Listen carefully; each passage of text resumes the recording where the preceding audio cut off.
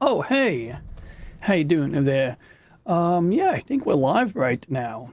Almost forgot I was late for my own live stream. But let's double check. Make sure we, double check some settings here. Make sure that we got the on-screen chat. Update the little graphical thumbnail image. I think for today we're going to use the equipment experimentation stream thumbnail graphic. And for anybody tuning in on the replay, please consider hitting like and subscribe. Although this is sort of an impromptu, boring live stream, but we're going to just kind of go through an adventure here.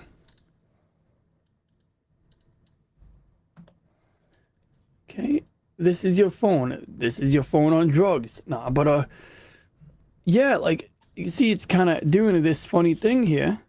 But luckily when I unlock the screen, it seems to work a little better. But you can see there's like this white line that pops up on the right.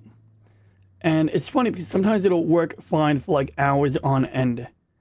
And then other times it'll get erratic. Like right now there's a white line going across the screen that I can barely see. Now it's working fine.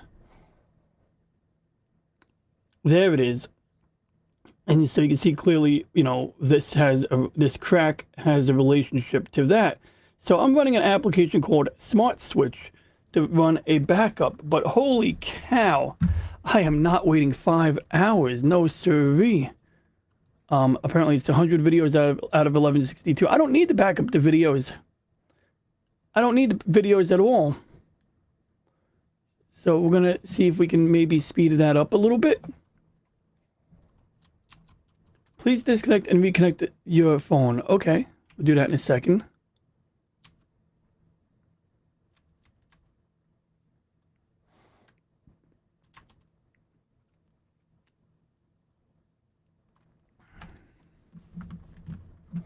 But first things first, let's take a look at the preferences for Smart Switch, because this is what's going to matter for what we want to do, right? Okay, good. So I set it to back up to a folder on my network. I didn't tell it to encrypt the data, which maybe I should, but whatever. In this case, if encrypting it uses up more time, what? Okay, there we go. There's not many settings right here right now. Okay, so we should be fine. So let's go plug it back in. And this time I'm going to make sure I pay attention to these settings, because when I first ran this backup, I just told it to back up everything. And I forgot that, the phone has like a 0.5 terabyte of storage capacity. And so, we're not going to be able to, just dump it just anywhere in a timely manner. Hey, what's up, Matt Cave? You reminded me. There we go. There, now I have you on my screen. See that? I got the chat overlay. And I did it through a very simple and lazy method. Not really lazy per se, but, this here I used a color key.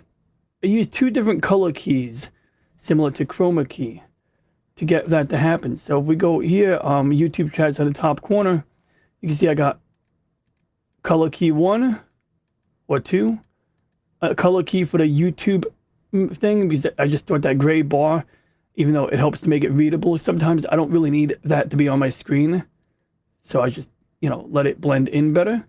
And then this color key right here, and it seems that combining those 3 layered color keys makes it work pretty decently. Like, sure, I could put like a dark background behind that, but usually if you have like something dark over here, which of course all of a sudden I don't, you can usually see the text up there if we move it a little bit lower like this, or if you put everything out of focus on purpose to give it that ambiance.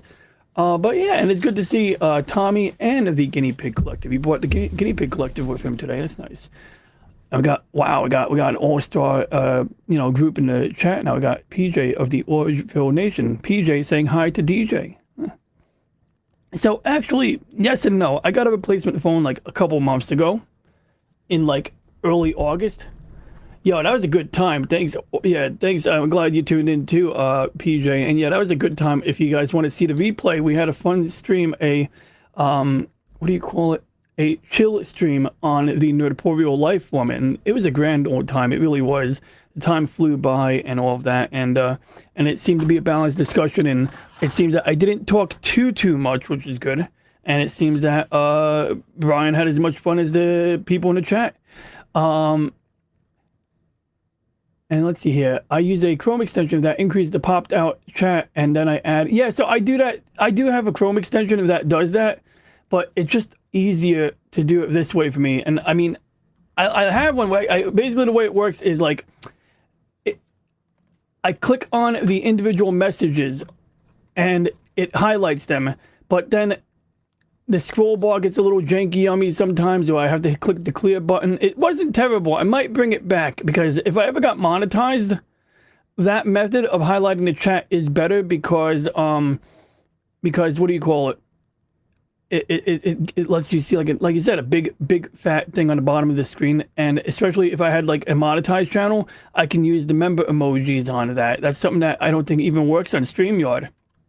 So you're absolutely right, Matt Cave. The browser extension is an option, but this has worked. It's like, what's cool is like when I start up my stream, I don't have to reset, because whenever I use so when I use the browser extension, I have to make sure this window is the same size every time, or I have to go into OBS and adjust and crop and resize everything.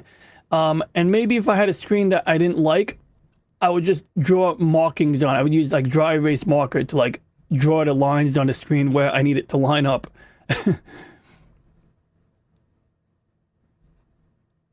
Yeah, that's the key right there. Basically, yeah, I'm more worried about constantly talking over others, right? But you're right, it's true. Never worry about talking too much with people, especially if you're balancing it in all of that. But that's cool. Oh, that's interesting. After you make points, you tend to mute yourself. Yeah. So anyway, this phone here, I got in like in response, I think, was it not the 4th of July, but I went to a barbecue in like late August, I think, and my Galaxy Note 8 took water. And this was around the time when I was about to retire my Galaxy Fold, because the Galaxy Fold is not a resilient phone. It's cool. It's a tiny screen on the outside, which actually, I think it's under my bed, and I don't want to dig under my bed right now. So I decided to like get another backup phone for now. But if I find my Galaxy Fold, I would probably use it as my daily driver while this one's getting repaired, because it's a modern phone. It's got lots of memory. It's very powerful. But first thing I want to do was back up my data. And that's all because we have this crack over here, and it causes the bottom half to flicker erratically. Like right now it's working fine, right? Other times this entire area will be unreadable and you can't predict when. And it's been pretty good where like it'll flicker enough that I can usually use the phone. But just earlier today I was trying to type a message, and it was flickering when I didn't want it to flicker. And watch, right now it's working fine. Now it's working fine. Oh, there we go. That's what I'm talking about. So imagine trying to type when you have that coming up. You can still type, you just can't see the letters. Now maybe if I paint the letters on my screen, I'd know where I'm pressing, right?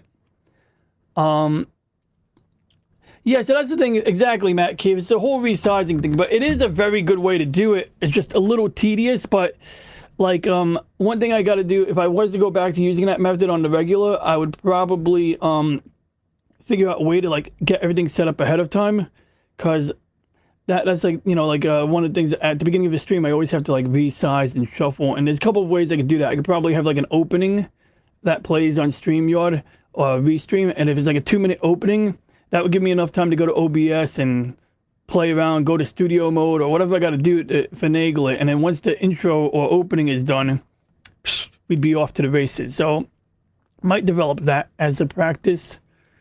So anyway, and what up, David Glenn? Good to see you, David Glenn. So anyway, yeah, so this time we're going to run the backup, but this time I'm not going to back up videos.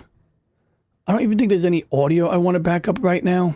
I don't even need to back up the images, really. You know, I mean, let's see if it gives us an inventory of images. So this is a Samsung Smart Switch, and it's actually a pretty good backup utility for Samsung devices. I think it might work on other Android devices, especially if you're migrating to a Samsung device, Smart Switch can be used as an app on the phone or on the PC or Mac.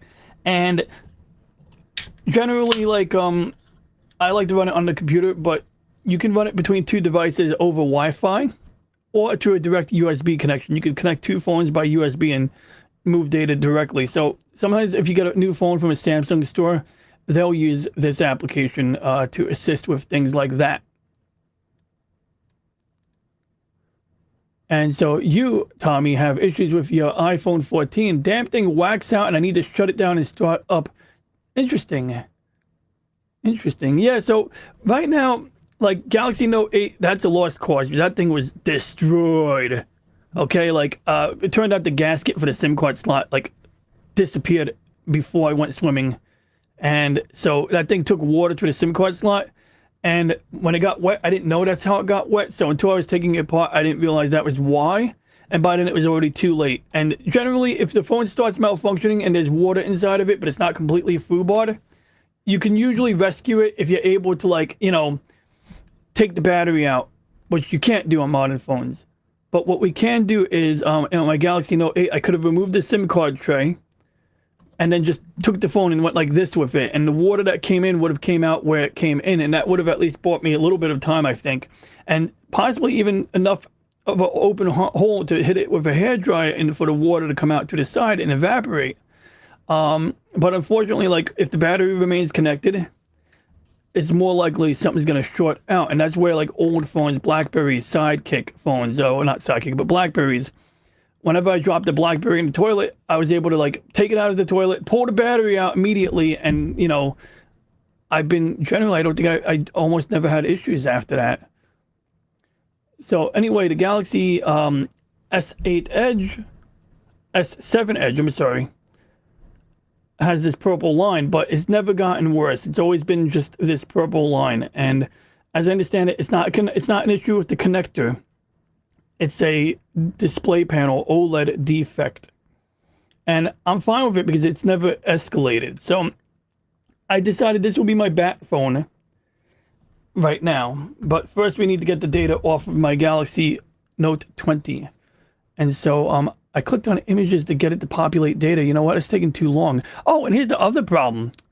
We don't need to be backing up the SD card. It's an SD card. I mean, you know, no issue there, right?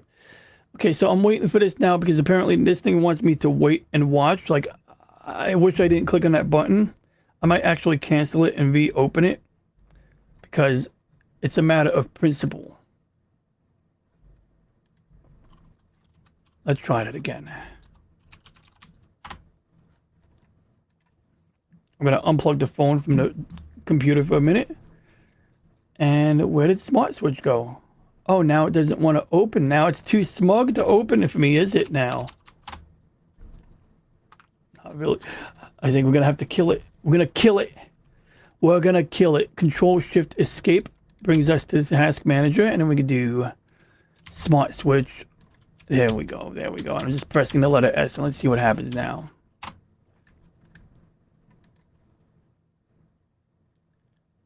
I also took my dad's phone. Now, can he let me borrow his phone? But I would also have to do a backup on this. And this one has a burned in screen. Like, there's like, I got a pro tip for you guys. Don't use the blue light filter on your phone. Trust me, just don't use the blue light filter. On a modern OLED screen, the blue light filter will cause like permanent image retention followed by burn in. And there's some very particular reasons why that happens, but the bottom line is that it literally will cause burn in. So it's asking me now to connect it again, so we'll connect it again. And so my dad's phone screen has burned in because he was using the blue light filter, and he also had this tendency of like setting the screen to turn off after 10 minutes, which I understand his explanation, but I try to explain there's other ways to do this, but I get it, you know, the boomer generation has their logic, sort of like using caps lock. But no, jokes aside, it was like, I think what was happening was he was using Google Maps, but unless you go into navigation mode, Google Maps will not force the screen to remain on. So I explained, like, you gotta hit the button that says start navigating, basically, you know? So real quick, this time I'm not clicking over here. If I click here, it's going to take time to scan and identify how much data is there. Sometimes I'll run 2 backups. When I'm running Smart Switch and it's really, really important to me, I'll run the backup twice so that I can like, you know, make sure I didn't miss anything or make sure there wasn't some caveat in the settings. But I think we want to back up settings. We probably want to back up the home screen. Actually, really my goal is to make a secondary phone work. That's my main goal. So really, I just need calls and contacts. And that's all I'm going to back up in this particular backup. And so the reason I run 2 backups is sometimes I want to pick the other format, because it's not letting me pick both. So I'll use the Samsung format. But before I completely erase a phone, I'll usually run a second backup with this particular setting just to make sure, like, in case I need access to a more universal format, because that's a more universal format, comma separated values. It's sort of like you can open up in Excel. Insufficient space to back up. Bullshit. That computer, that hard drive has 1,000 terabytes left on it. No, I'm kidding. But let's take a look here. So what I'm going to do is we're going to use a feature called Map Network Drive, because I think that's what I was supposed to do. So somewhere up here or up there or down here, there's a way to click, and I think there's a way to do this here. I actually don't remember, but if it's not here, I'll find a way. They say where there's a will, there's a way. Yeah, I don't remember how to do that now. I thought the button would be right there, plainly obvious, you know? Let's see here. Just use blue light filter glasses. Yeah, exactly, Matt. If you need a blue light filter, just get the glasses. Absolutely. Or they do make screen protectors. I wish they would like make something that you can maybe like put on or remove, like a flip cover or something like that. Okay, so we're going to do it like this. We're going to click, we went to the My Computer icon, which they call this PC, but basically I, you know, went to File Explorer, went to this PC, and up here it says Map Network Drive. And we're going to make this the P drive because it's for my phone backups. And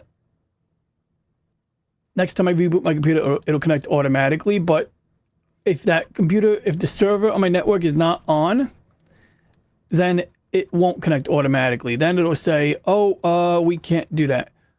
But we're going to do this. We're going to do, let's see here. Note 20 backup 10/2023. Now, I don't actually have to give it that file name, because I know Samsung will name it for me, but I want to just be playing it safe. So now it's going to see it as a real drive letter, because sometimes it will think that a network drive is not a real drive letter, and it'll treat it as if it's got 0 bytes of free space when it really does. And if I had any doubt about the free space, well, let's connect my server and see. This is just a machine in the basement, basically. So I type in my login, and then at a Linux command prompt, we can just type in this command here, and it says I got like 2.7 terabytes of free space right there. So we're good. We are good. And yeah, like I definitely could do better with the chat panel. I'll keep playing with that. But like I say, this is like the quickest way to get up and running. I discovered is like it took me 2 seconds to like get this up, and like I just resized the window when I open up Chrome. When I open up the pop-out window, I resize it like this, and I can always remember because I can just make sure the bottom is hitting this line over here. And that basically is all I need to do, you know, like, and I'm good to go, you know. It said the same thing the other day when Steam told me I didn't have enough space for a game update. Yep. You said the same thing. I said the same thing. Yep. Let's see here. So this is a little mundane, but it is important that I get this transfer. And this time, like, the messages take a little bit of time to back up too, but you know what? They shouldn't take an eternity. So in the meantime, we can take a look at my Xeon Zaku. Now let's talk briefly about the other phone here. So what are we looking at here? So this is a Galaxy S7 Edge. This is an S8 Active. I don't think my dad ever had a case for this phone, but he did get screen protectors by my recommendation. And this one needs to be cleaned off, actually. Maybe we should pick off the screen protector real quick.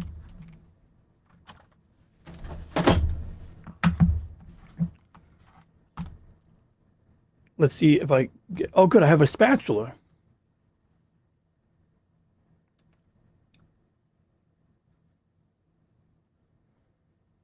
Oh, that's nice. Now you got to be careful about scratching the screen. Technically, you should use a spludger for something like this. A spludger is like a plastic tool that is usually softer than most of the things that you're scraping with. It. Whereas a metal tool, I'm being very particular to make sure I don't accidentally scratch the bottom screen. I don't mind scratching the back of the protector. Also, a shout out to Matt Cave. He did a cool video like a month or two ago about game controllers. And that was a pretty fun tour down memory lane. You know, game pads, game controllers, and the button layouts and all of that. And at some point I wanted to do like my own overview of whatever he missed. Whatever Matt missed, which I don't remember if he missed anything, but I'm sure there's something I have that you don't have. Maybe it's not much, but certainly I'm in love with the fucking, pardon my French, I apologize, not family friendly. And I mean, I see Matt Cave as a family man, so I try to respect that in case his kids are watching. But I love this controller, I really do. Like, this is just a beautifully done replica of a honest NES controller, and even the screws on the back. Like, I have an NES controller right there. If it wasn't plugged, if it didn't have a wire attached to it that's tangled in my, pile of wires, I would pull it out right now. But yet, the screws, if you take a real NES gamepad, it literally, like, lines up perfectly. Now, what is there not to love about this, Matt? There's one thing that there is to not love. So I bought this, like, it wasn't that expensive, but I bought it with the expectation that I could use it with my phone, right? Like, oh, I'll link it to my phone, and when I'm at work, I could play, Nintendo on my phone on this beautiful thing. Like, I mean, it would be so nice. I mean, because it would just beat away at my muscle memory since I was 5 years old remembers how to do it. Well, the problem with this is, and good evening, JLM, thanks for dropping by. The problem with this was when I connected this to my phone, it connected as a Bluetooth controller, but there was some crazy lag. There was this mean lag or latency, whatever you want to call it, but there was a delay from the time you press A to the time Mario jumps. And it's something that maybe if you've never played Mario before, you could, like, adapt to it, but it did not compute in my head at all. And I was like, this has to be fixed. And so one of the solutions is like, oh, download this third-party Bluetooth app and then disconnect and reconnect and do it at like 5 times, and eventually the lag will be non-existent. But then next time you use it, the lag might come back and you just have to repeat that procedure again. And I tried it out once out of desperation. I said, well, number one, this isn't working. Number two, even if the damn thing did work, it takes way too much time. Like, get that bleep out of here. And while we're backing up data, guys, we should back up we should probably back up my N64 memory card. I got 2 N64 memory cards. Yes, that is not a solution. You're absolutely right, JLM. I wholeheartedly agree. I don't care what my turtles say about you, JLM. You're all right. Of course, why my turtles saying things about people? So anyway, jokes aside, we got a cool thing. We're going to back up while waiting for Smart Switch to back up our data. Let's have some fun. And I know I'm jumping all over the place like a kid with ADD here. I mean, I'm in the middle of peeling off this screen protector on this phone. It's a low priority item. I decided I'm not going to rush through it because it's a low priority item anyway. I'm already setting up the S7 Edge as my bat phone. But I wanted this to be ready in case I ran into a problem. Because we know Murphy's Law. Murphy's Law is something that would rear its ugly head. My guess is that Murphy's Law will kick in when I'm done backing up the data for my Galaxy Note 20. Murphy's Law will kick in when I'm trying to use the S7 Edge. I'll find out the S7 Edge is not up to date enough or something like that. In fact, that reminds me, I do actually have to re-enter my passwords on the S7 Edge. I haven't signed into my Google account in like a couple of years on that device, or maybe it's been a year. So wouldn't a battery pack and cable be a better idea? And yeah, so Matt, I see you got the Genesis and N64. Now, N64 controller for the Switch seems like fun if you have that feature. Now, me, Like, I'd say the N64 on a Switch is worth it if you don't have another way to play N64 because N64 emulators are notoriously tricky. They've gotten surprisingly better at times, but for the most part, nothing beats native hardware when it comes to N64 emulation. But maybe the Switch, of course, that's different. Otherwise, like, what was it? Like, Genesis, I don't have a Genesis right now. Well, I never had a Genesis, so I don't have as much impartiality. Game Gear, I had a Game Gear. In fact, I want to replace, I have a set of capacitors in my desk. At some point, I need to do the capacitor replacement to a Game Gear that I have, or I need to get another Game Gear and perform the repair on it. But when I did the N64 HDMI mod, I learned so much about soldering that I can do it. Okay, so the backup was successful, so that's good. So I'd say we're going to plug in the S7 Edge right now and see how that goes. Now, the S7 Edge is using the old USB, micro USB. I had this plugged into a power bank. But yeah, let me see if I was understanding JLM correctly. So what were we talking about? Well, we were talking about the Nintendo thing. Oh, and I got to go and open up my own YouTube channel on my phone because I noticed when I get this video preview, I don't mean to be jumping over topics. Sometimes the video will be mad choppy or mad blurry. And I don't know if Restream is having problems lately or if I'm doing something wrong, but I need to find out because that's been driving me insane because lately I've been getting a subpar experience compared to what I'm accustomed to getting. And maybe I need to restart my computer. Maybe there's something else. But yeah, that's been something that's been happening persistently lately. So getting back onto the chat though. My cat says she finds your turtle fascinating. Aw, thanks.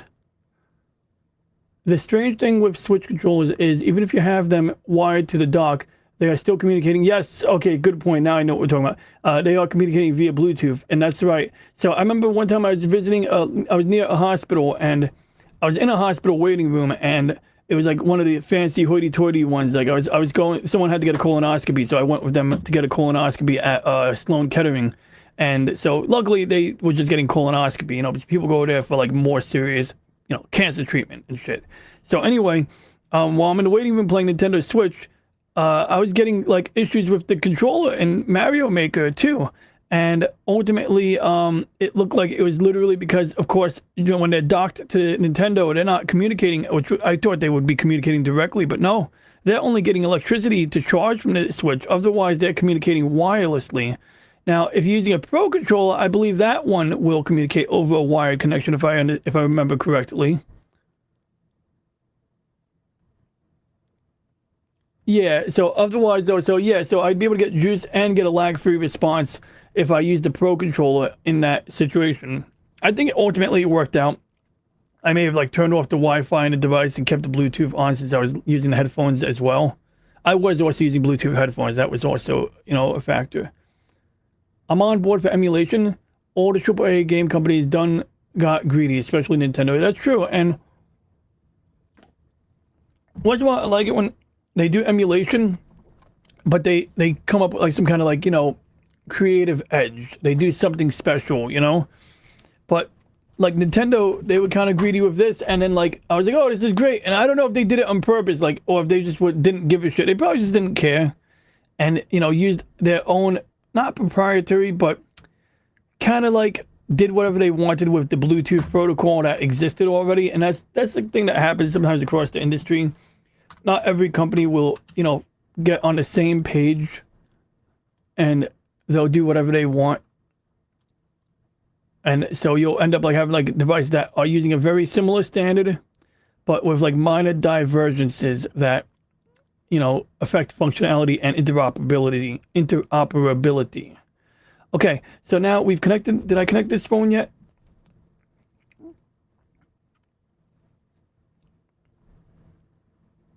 Nope. Nessie's like, hey, would you like to sign into a Samsung account? I'm good for now. Thanks, telephone. I should probably back up. Uh-oh. Why does it say Note 20 Ultra is connected? Oh, it is connected.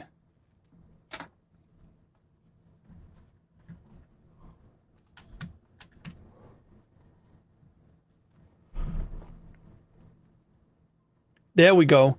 Allow access to phone. Allow. Now it's going to connect. And in the meantime, I did a video on how to remap the Switch Pro controller to have modern controls when playing GoldenEye on the Switch Online server. So that's interesting. And it works really well that way. Well, you heard it from Matt. Can I make you a mod? I don't know if you want to be a mod. I mean, I don't want you to feel responsible. I would only make you a mod so you can post links. You know what I mean? Like, make your life easier. But you're more than welcome to post a link to that video, or I'll hunt it down and find it. Let's see here. Oh, shoot. Matt looks like a Chad in his artwork. Look at that. Matt looks like a Chad up there, yo. Chad Matt.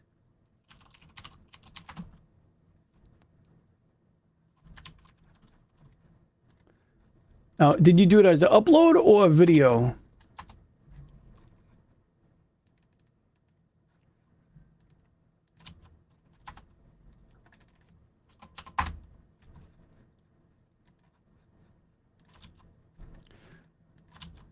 And if anybody else wants to be a mod, just ask, because chances are I would make people mods at random anyway. I have one mod, and he shamed me into making my mod. Now, jokes aside, he was joking around, and I did it on the spot. He's like, oh, I'm just kidding. I'm like, well, you know, actually...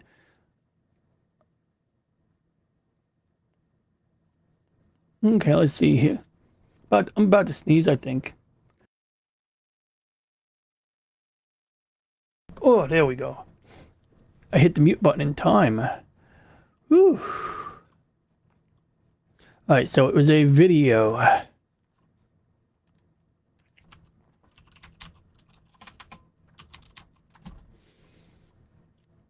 Well, I got a Tina Turner doing the GoldenEye song, apparently. I'll check that out later. That could be amusing. That's a video. Oh, wait, no. This is not searching your channel.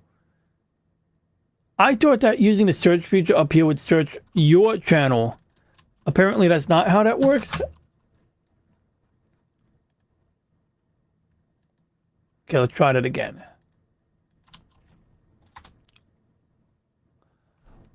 What? I thought that the search feature would only search your channel. Okay, well, I guess this is how I gotta do it then. I have to go scroll down, and then I'm gonna press Control F.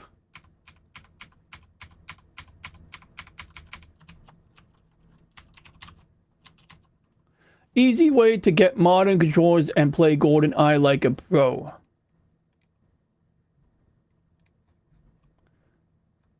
Alright. And so there it is. Uh-oh.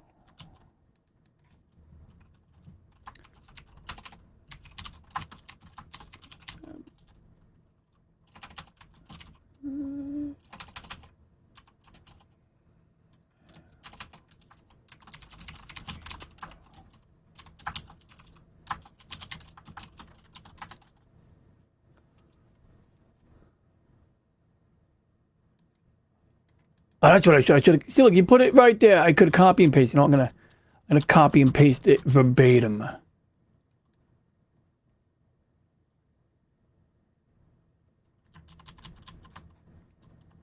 Now, I don't know if YouTube changed it, but it's just that that search feature didn't work the way I expected it to work.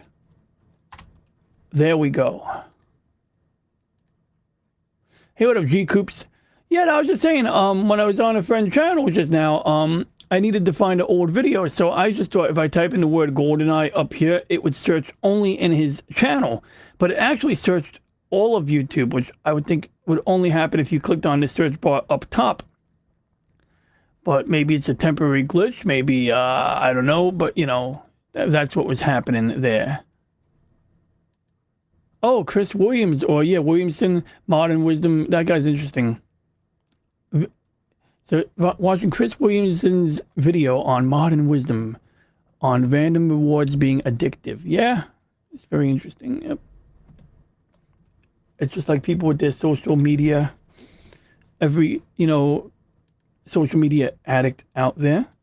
All right, so Smart Switch is yelling at me saying, you got to update the app on the device. So, boy, it's going to be annoying because now I got to, like, make sure that I don't have anything open on my screen that is inappropriate. No, I'm kidding. But Jokes aside, I want to make sure. Actually, this would be inappropriate in that I actually have to go into my password list in Google right now. I shouldn't even mention I have a password list on Google. But you know, like the thing that lets you sign into things automatically. And essentially, you can do it very easily in Chrome. If anybody has a question on how to do that, I can demonstrate that. But yeah, it's a feature in Chrome that's very easy to use. And then I have 2 Google accounts that I need to read the password for in order to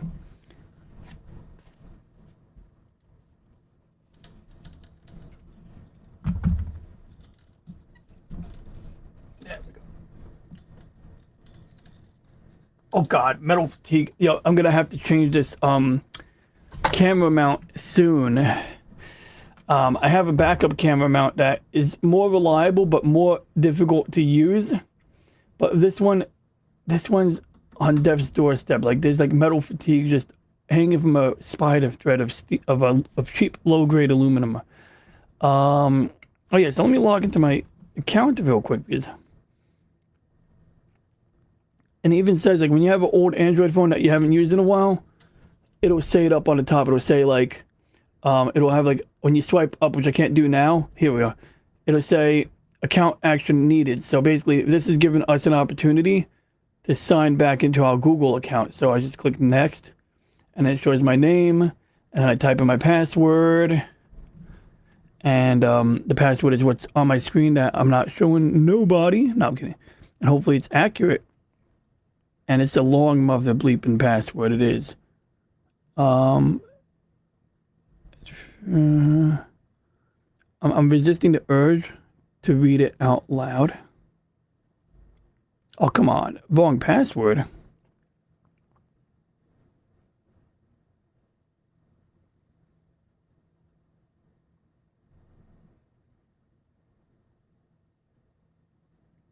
Oh no. Get off my screen, PayPal.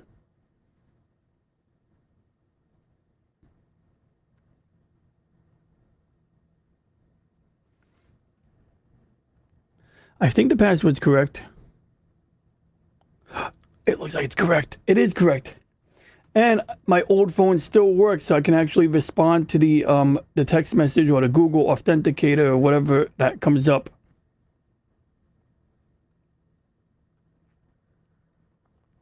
That's weird. It didn't come up yet.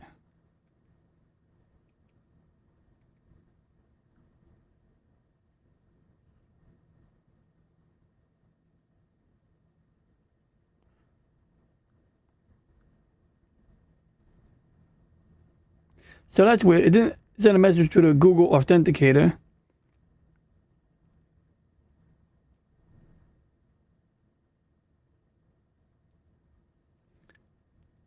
I hate when that happens. I feel like I'm dealing with a customer in customer service right now. This is supposed to make something pop up on this screen. Just a piece of advice. Showing stuff like that, doxes, yeah, is how doxes will eventually find your email address password. Yeah, I agree. And, you know, even showing half that information, it is healthy to have a healthy dose of paranoia. Some people are like not paranoid enough. Like they'll whine about like, oh, this advertisement on Facebook showed my pictures.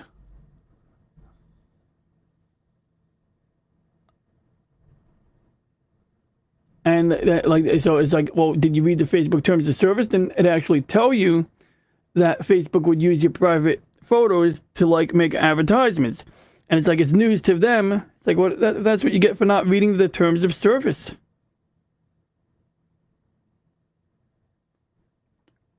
Yo, this is so annoying. It's not popping up on my phone screen. So we're gonna have to just try something else. Let's see here. We're gonna try another way. Use your phone or tablet. Oh, now it popped up. Now it popped up. There we go. Good. A little late though. Will it work? Yes, this is me. It's gonna make me. Yeah, I'm gonna be responding to a bunch of. Oh, come on! It wants me to type the password again because the thing that was a delay, dude. That was not me. That was it. The machine. It was the machine's fault. All right, guys. Okay, don't read the password out loud, right? Such a long password. some people say the best passwords are the ones that are like long sentences. Like you make a phrase up like, Ronnie's turtle ate sushi on Friday. And other people argue that a password should have combinations of letters, numbers, and symbols. And some people will even make out words with these symbols. And look at that. I'm in the middle of reading the password on my screen, but it times out, which is fine. This is a good thing. You don't want to accidentally leave your passwords on screen like this and, have people, doing stuff. But here we go. So now I'm going to hit, yes, it's me.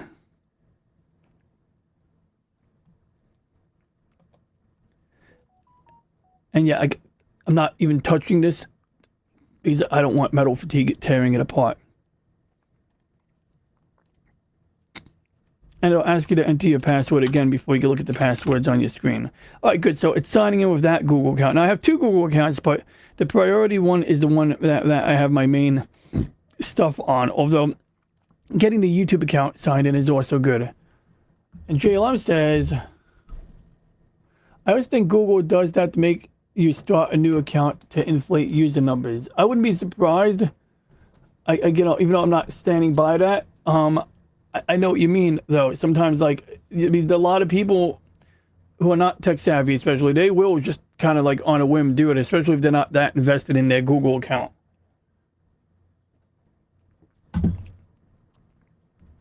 I had a customer, not a customer, my manager, one of my managers, he said he don't use Gmail.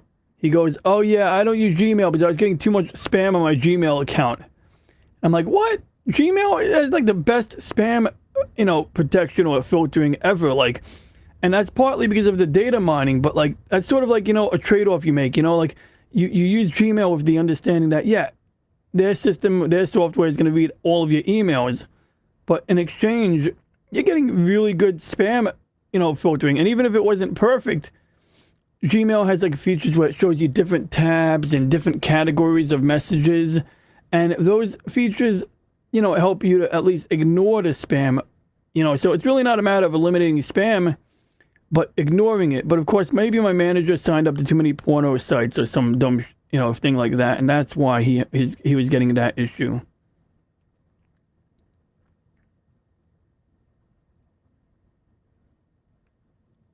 All right, good. I'm signing to my DJ Ronnie G account. Authenticated again. Good. Because that's really important. Now, why did I have to go through that? Well, basically, to run Smart Switch, you need to have the, whatchamacallit. Well, I forgot why. There was a reason, though. So anyway, we're signed into both Google accounts now. And oh, yeah, I know why. Because to run Smart Switch, I had to update Smart Switch. So to update Smart Switch, I'm going to go to the Google Play Store.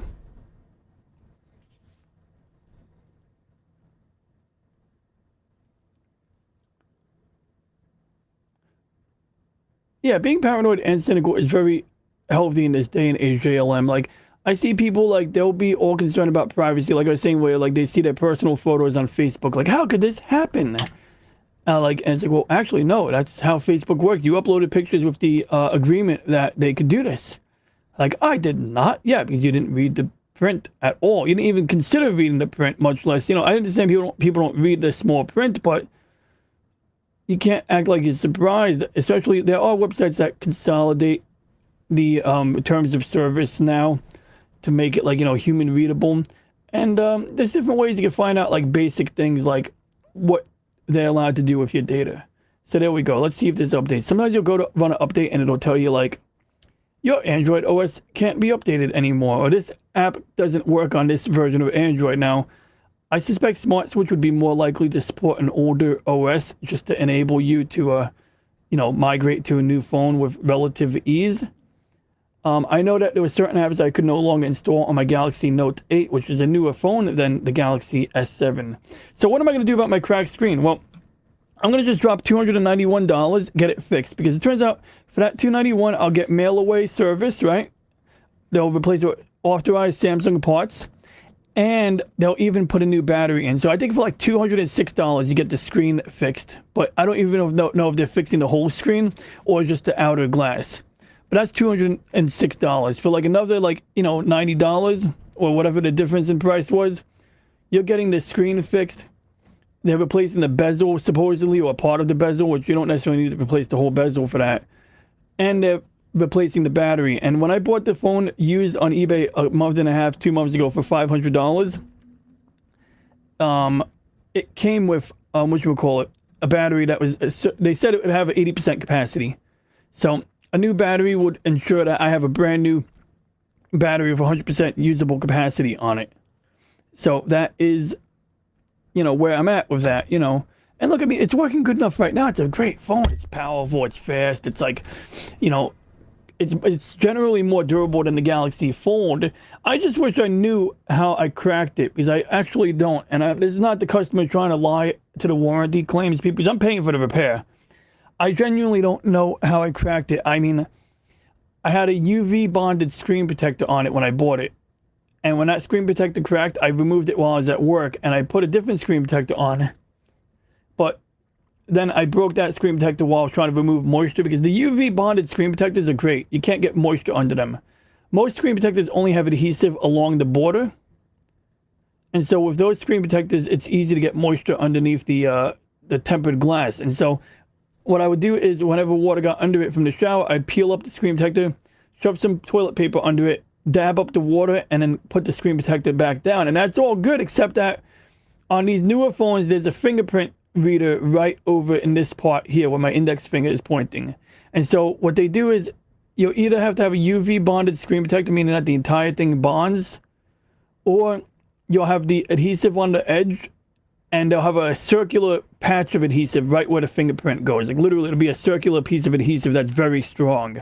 And so the consequence of that is, whenever I want to remove water from under the screen protector, I can peel off the edges really easily and get access to it.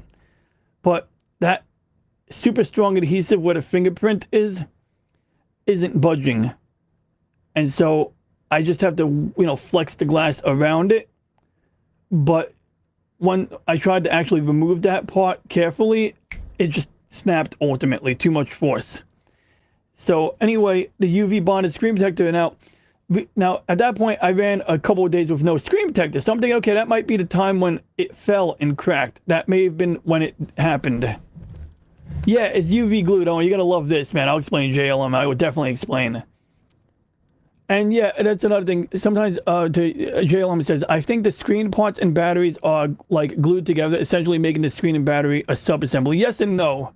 Depends on the device, but there is some truth to that. And there have been situations where, like, removing the battery carelessly meant ripping the screen and warping it. But there's a couple interesting different ways. Apple did something cool, actually, where to get access to the battery, there's these adhesive strips that you're able to grab the edge of. And essentially, it's like they peel and roll away from underneath the battery, and you can pull these adhesives out, like almost like you're pulling a string out.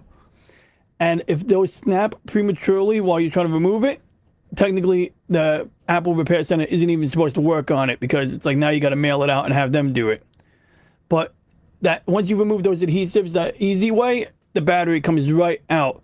On the other hand, most of them will just have like a splotch of adhesive and the battery smacked in there. And that's a whole other story. And those, like, usually heat is the answer. So now to answer your question about the UV bonded screen protector. Okay, so with a flat screen like the Galaxy S8 Active, the entire back of this has adhesive on it, or something that resembles adhesive, and you put it down flat, and it doesn't even get bubbles, because it almost looks like it's adhering to static cling. Like, you'll see the thing, a brand new screen protector, go, and you'll see like turning dark as it's spreading. When they came out the curved screens, they really couldn't do that anymore. They couldn't put adhesive on the entire back, so they mostly put the adhesive along the edges. And, you know, I'm not specifically sure why they didn't put adhesive on the whole thing, but I can see that if you put it on wrong and it's not centered correctly, your touch sensitivity is going to be off. So you'd have to peel it off again and recenter it. And it's much easier to peel it off and recenter it if the adhesive is on the edge. And I think just in general, it ensured more consistent results. And generally, it worked well that way. You can change the settings, increase the sensitivity of the touch panel, you know, when using that type of screen protector. But when using it in the water, a waterproof phone is waterproof, but now water is getting underneath the screen protector. So how does the UV bonded screen protector work? Well, you get this, like, it comes with a liquid gel. and you put the liquid gel on the screen. You gotta be really careful. You don't want it getting inside the buttons on the edge. But you get this liquid gel, you put just the right amount on. Then you put the curved glass on top of it, and it spreads evenly, and you try to dab up any excess liquid on the side. Now, once you have the screen protector bonded to the liquid gel and there's no bubbles, it comes with a USB-powered UV light. So you put the phone flat and literally put the UV light on top of it or over or along the length of it. And they say leave it for 10 minutes under UV light. And that UV light will cause that chemical reaction where that liquid gel hardens. And once that happens, now you got the glass is like bonded really well to the tempered glass.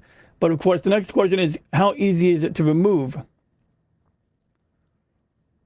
Well, technically, it's really hard to remove, and the answer really is to use a hairdryer. Now, the problem is using a hairdryer could also remove the adhesive gasket that holds the phone screen on, but you can usually be pretty careful and get it working, get it done. But that is the only thing that luckily that particular type of UV adhesive does become soft when you do it. Now, I remember when I took the screen protector off this Galaxy Note 8, and some of the adhesive was still on there. It is like a fine coat, like bonded to the glass, and it feels hard, like you hit it with your fingernail. It feels hard like plastic. But once you pour boiling hot water, or I had a water cooler at work with hot water in it, I poured it on the screen.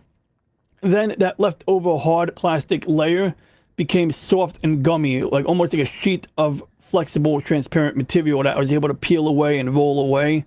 And so essentially, whether it's hot water or a hairdryer, that's how you do it. A hairdryer would probably be better, but at work I had access to hot water, so I used that. All right, so I'm gonna click continue. I open up Smart Switch my phone for the first time, and I'm clicking I agree, allow,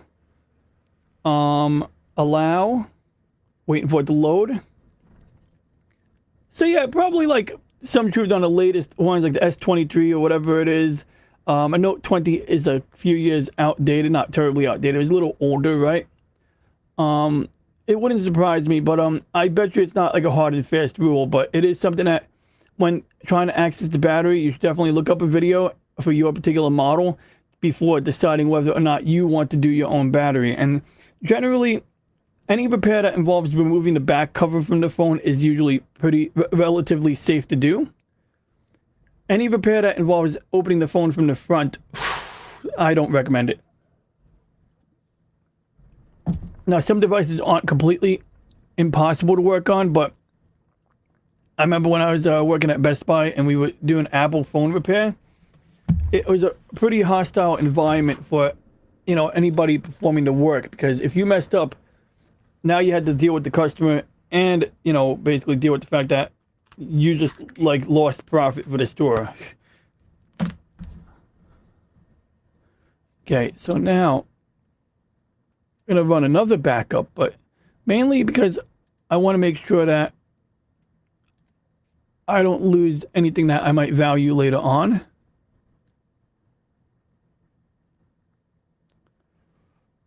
What phone did I have before 2014? Oh, it's my Turtle. I don't remember what type of phone I had before 2014, but I know this one I had after 2014. And so anyway, in case the S7 Edge gives me any trouble or I need a backup of a backup phone, I have my dad's S7 Edge right here. And holy cow, that is weird. He didn't break the screen, but it's got like this weird pattern on the glass.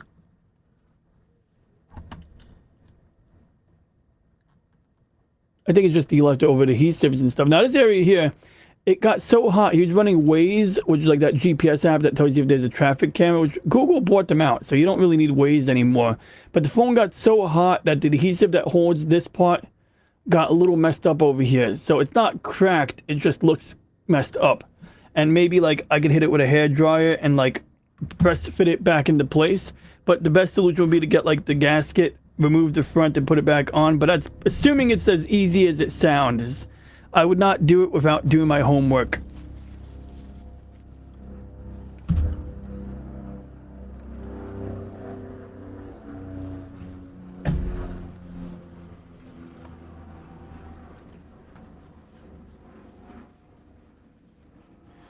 Yeah, LG made a couple interesting designs. Some of them were hit or miss. I thought the phones with the power button on the back were kind of weird, but they did some cool, innovative stuff. Motorola had some cool stuff too for a minute there, like these weird modular phones that were semi-upgradable. I think, but there's also like those other brands, like those weird Chinese brands, OnePlus. I think a coworker was talking about something called the Nothing Phone. It was called like the None Phone or the Nothing Phone 1 and Nothing Phone 2. It had this weird schlocky feature where it had LEDs on the back that would form a ring pattern, so it would give you like a visual notification so you wouldn't have to look at your screen.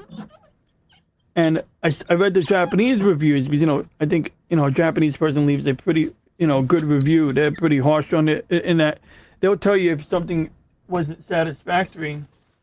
And one of the common sentiments was like, oh, well, you know, this phone battery wasn't as good as I expected.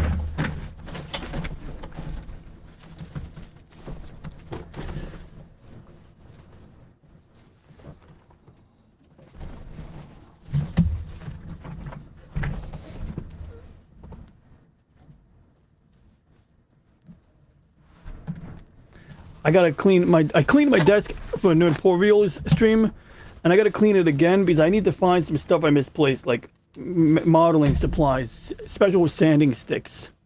So it is loading a backup list, and I might be wasting excess time by backing up my messages. Maybe I shouldn't back up my messages, but let's see how long it looks like it's gonna take. It says like 41% right there. Kind of wish I told it not to back up my messages. Let's not back up the messages and pretend we did.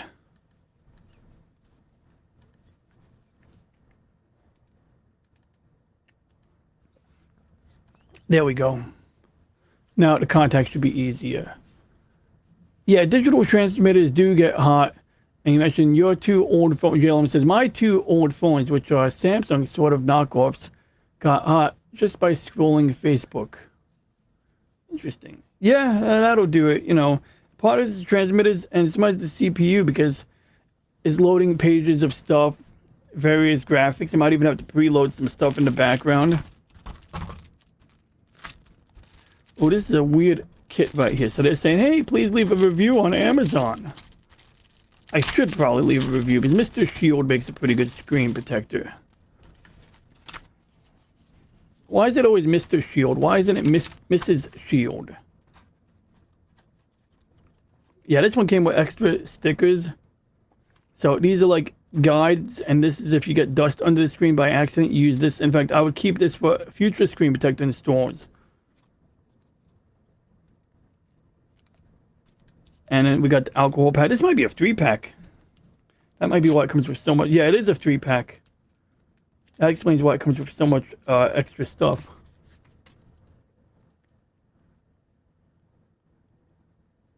Yeah, the UV stuff might be good for, you know, rear view mirrors and windshield cracks. That's interesting. Yeah.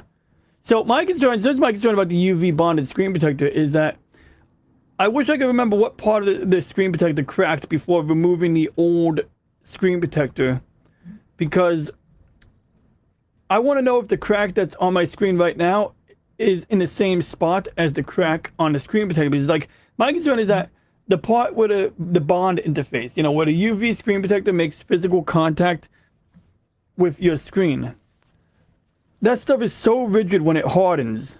I'm worried that the outside cracking could transfer, you know, the kinetic cracking energy to the inside. Wow, this is weird. I want to say my dad scratched the screen before I got my hands on it, but there's like a circular scratch that you can barely see here. I'm going to try to hit it with my fingernail. Oh no, that's glue. That's glue. Yeah, so there's still, like, this is why they give you alcohol pads. Because, like, alcohol usually will remove glue, but that's really on there. Okay, so that was just the adhesives.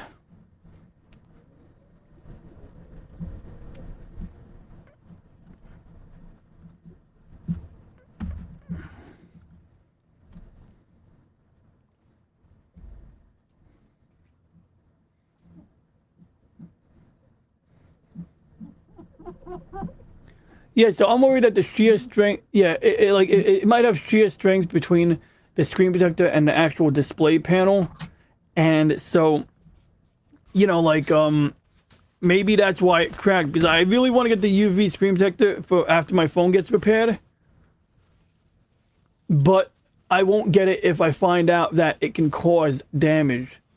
And I forgot to check my own video stream, but I'm going to watch myself on the replay later and see how it looks. Because right now, the YouTube replay preview, it looks like it's kind of choppy and blurry, like uncharacteristically so. And if I have to change the way I stream again, I will, but this was working so well for a long time. The only time I would usually use different, you know, setup is when I'm streaming alone, which I am technically streaming alone, but I wanted to have the option to have other people join on, you know, odd days. And maybe like Monday night, if anybody wants to stream with me on Sunday night, Sunday night, tomorrow night, maybe we have a little show. I'll let people in, you know, as long as I finish dinner in a timely manner.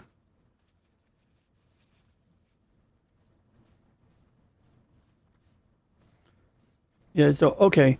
What do you mean the backup has been canceled? As my screen says. Let's try that again. It might be because I had something leaning on my screen and I wasn't paying attention to it. But yeah, before I run any errands today, I want to get this done. Yeah, there's definitely some weird, like, warping on this screen, but I bet you it was because of the heat.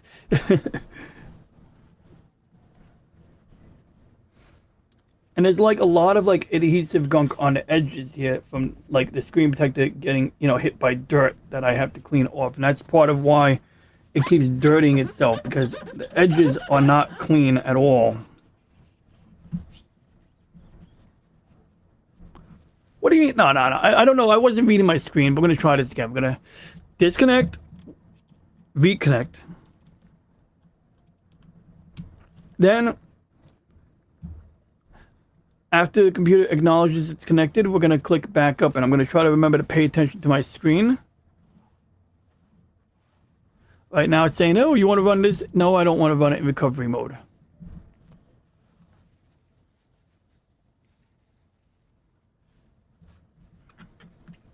I have to pay real attention.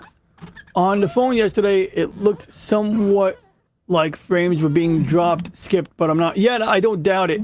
I don't doubt it. Now, I really don't doubt it, because it did look like that for me too. And like I said, like I'm gonna do a troubleshooting stream later on, because this isn't my, unfortunately I can't really troubleshoot right now, you know, handling real things, right? But I need to figure that out. I need to determine like what is going on, or what I need to change, or if there's like, you know, just a insurmountable issue that isn't going to be addressed without switching platforms. Not like streaming platforms. You're like, Restream is good, but if they're not being good anymore, you know, things change. Of course, now I can't read my screen. Okay, we're on 480p. It looks good right-ish right now.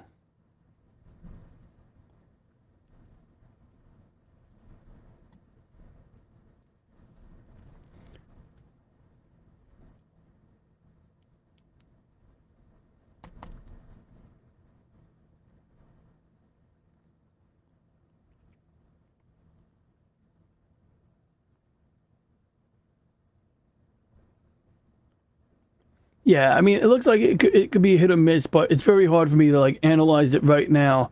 Like I have to like press on the screen like this to get it to like show half the screen, so I'm not gonna go and drive myself insane. But I will hit the like button on my own video.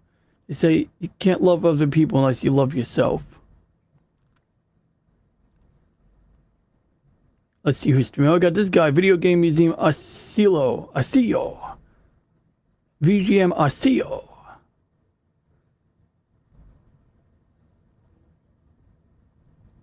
See, now the screen comes up. Just briefly, it came back.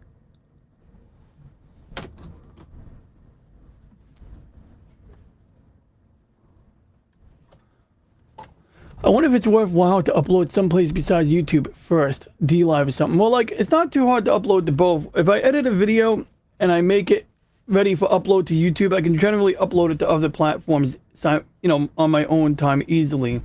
A lot of people have this mindset since they put all their eggs into YouTube that they'll continue doing that and they'll just use other platforms. See, these other platforms, I think they decided to give the option to synchronize videos or automatically back up videos to make it easier. But realistically, that's not a necessary thing.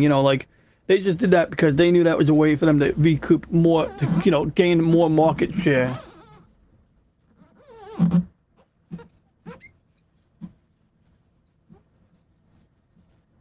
Now, should I stream it from my bicycle? If weather permits? Well, then again, I probably shouldn't stream from my bike considering the types of issues I'm having with my Galaxy Note 20.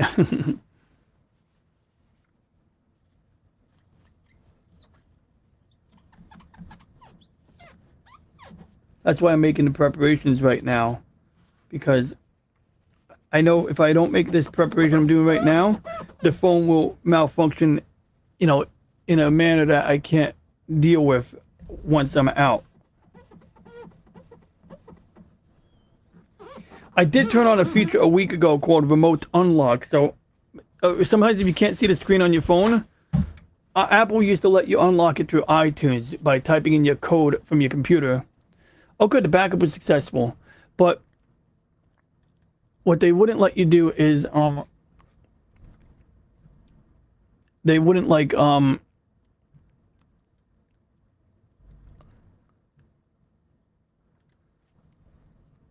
they wouldn't, what do you call it? I'm sorry, my brain's farting.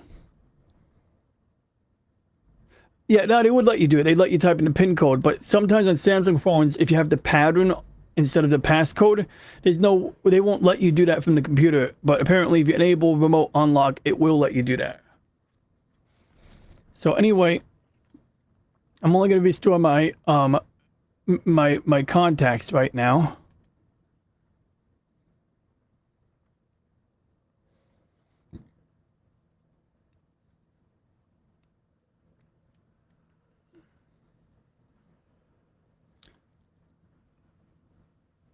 Yeah, BitChute had that. I mean, honestly, like I said, I can usually, if I really want, I can upload manually to other platforms. That's the least of my worries.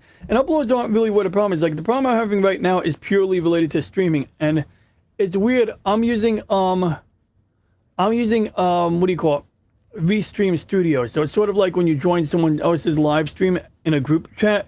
I'm using that, and I'm just using OBS's virtual camera to do everything else. So that only gave me problems this week. And so that's the only reason I'm even considering anything else, but only when it comes to streaming. Now, for streams where I know other people aren't joining, I could just stream directly to YouTube. I've done it before. It was very easy. The only reason I stopped was because I wanted to use the method that lets other people join, and if it was going to work the same, if the quality was going to be about the same, it didn't matter to me. And generally the quality was about the same, especially streaming games. YouTube would let me do 1080p, but when I had a high frame rate game, I didn't see any real benefit on YouTube. It compressed, even at 60 frames a second, it applied way more video compression than I wanted anyway. And so that meant that, okay, for certain video games, I'm better off uploading the game than playing it live. Even though a live experience definitely has, more, people sharing the fun, going back and forth, right? The chat. All right, so that was easy. So the contacts were already restored. So I think what I want to do with my old phone now is make sure it's updated or something.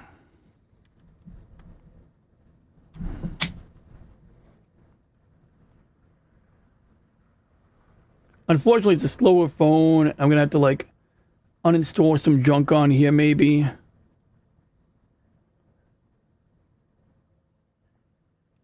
Okay, so a smart switch says organizing and transferring data. It says the T-Mobile update was successful. I don't remember running a T-Mobile update, but okay. And I think we're just gonna update YouTube. Because let's be real. What am I gonna use on this device? YouTube. And Audible. Which reminds me, I think Audible lets you stream audiobooks now. which is good because see, I knew YouTube was gonna want to update, which is good because I don't think this device has like a few gigs. Actually, this device still has a few gigs of storage capacity on it, so I could download a few audiobooks without any real issue. But ultimately, I have an SD card laying around on a desk somewhere. And what's up, Gadfly Fiction? Good to see you. Thanks for dropping by. We had a great time yesterday during the Notorial Lifeform chill stream, and you were part of that experience. And I mean that. I'm not even being sarcastic. That was a good time. You contributed a lot in the chat and in the interaction or what have you. So anyway, let's take a look at what we have here.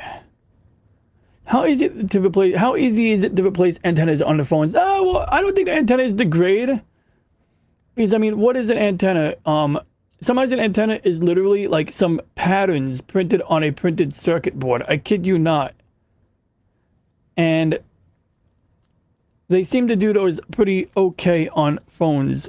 Like, it's really hard to mess up a PCB, you know what I mean? Like, of that type of, design. It's literally just like line art that has to be the shape of like half a wavelength of light or something like that. Of light. A half a wavelength on the 2.4 gigahertz spectrum for Bluetooth or something like that. And they call it a waveguide antenna. And yeah, you could do these on printed circuits. They've been doing them for years. That's how a lot of like laptop Wi-Fi cards have been doing it. Although I've had laptops where you open them up and you actually do see an antenna in the laptop.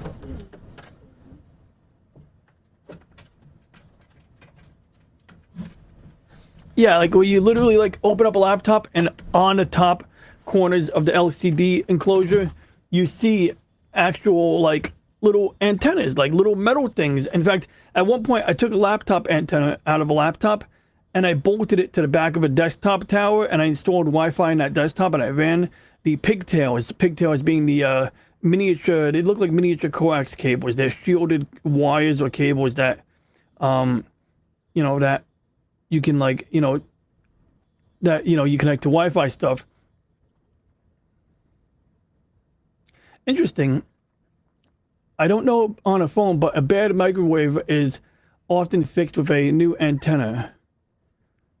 Eric O'Sullivan is live talking spooky stuff right now. I'm gonna watch him on the replay, but he's a good guy.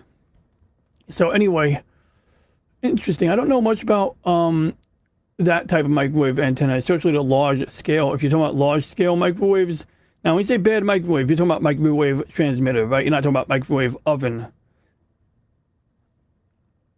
And I'm trying to think, like, only ones I'm familiar with are the long-range ones, like the outdoor ones used for security cameras, the point-to-point ones used on cell towers, sometimes to link them, wireless linkages between cell towers. They look like giant drums, almost like white drums. So I'm just double-checking. I don't even use YouTube Music, but it's installed, so I'm going to update it. If it still exists. Does YouTube Music still exist? Yeah, here it is. We're going to update YouTube Music. I'm going to also update Audible. Because if I'm going to take a bike ride today, I want my audiobooks. And so this phone is somewhat waterproof. I think the S7 Edge is one of the first to be waterproof from the Samsung product line.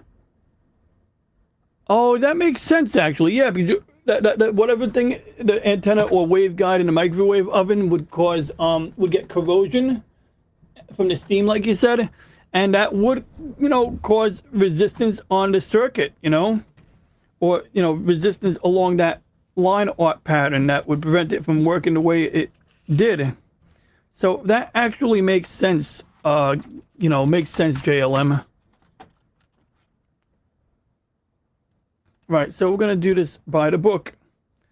I'm going to take the Mr. Shield sticker material, and I'm putting them on the top and bottom like so.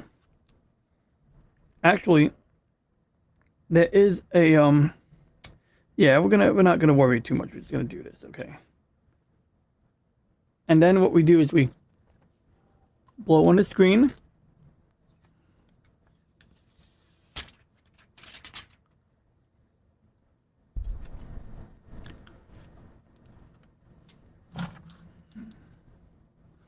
And we're just gonna line it up.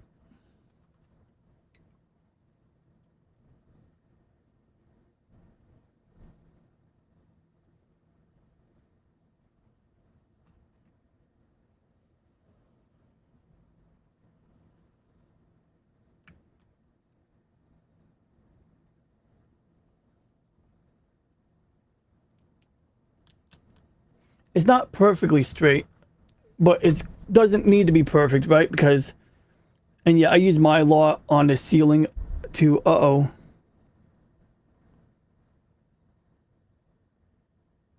No, I think it's fine. It looks like the bottom looked a little imperfect, but okay, there we go. Now it's bonding.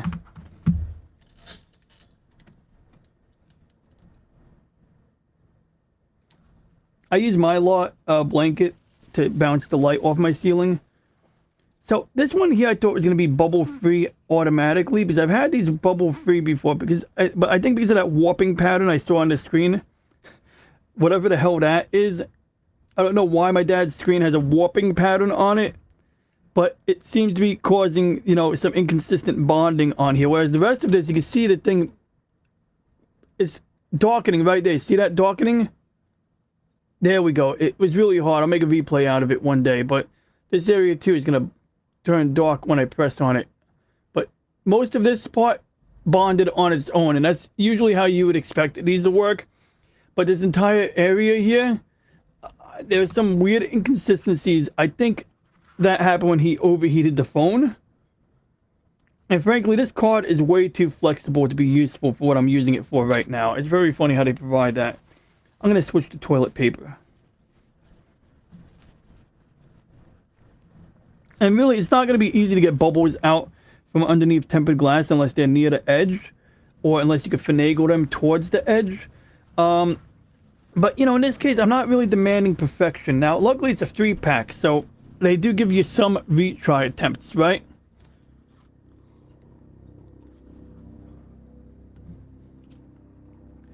So if I want, I can maybe shove this spatula in here like this.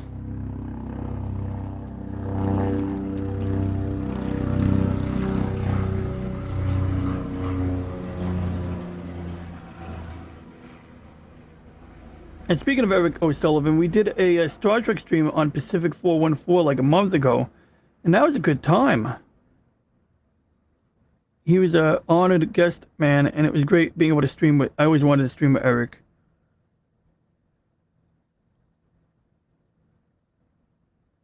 So I gotta be careful not to overdo this.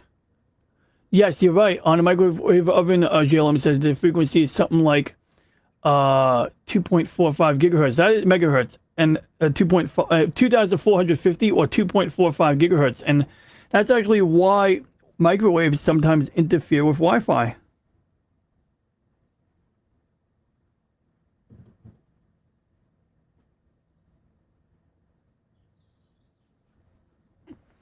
So it looks like we do have one dust particle here.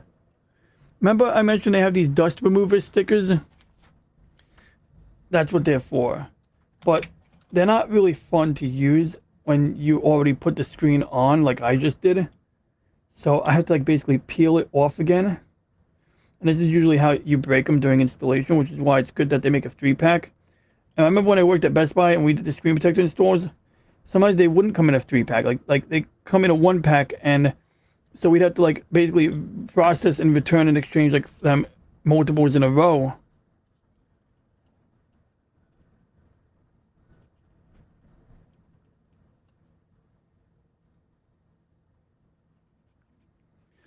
So I now have to.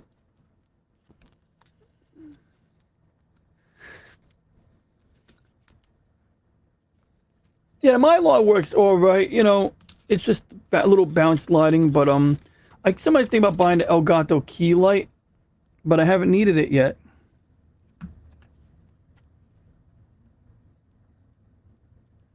Screw it, I'm peeling off the whole darn thing because it's already 90% off anyway.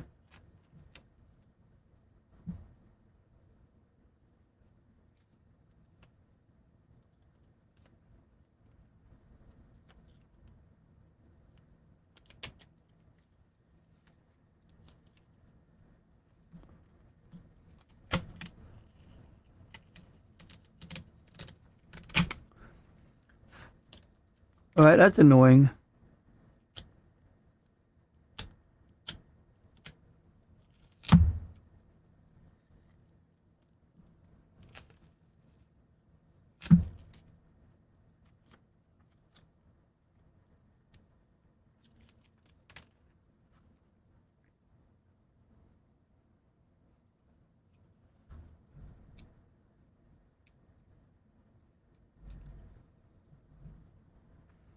Okay, there we go.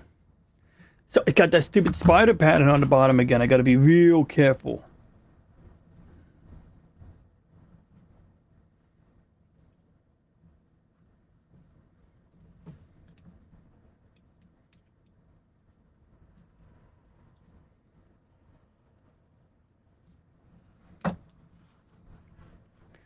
We're going to try to like press fit this on.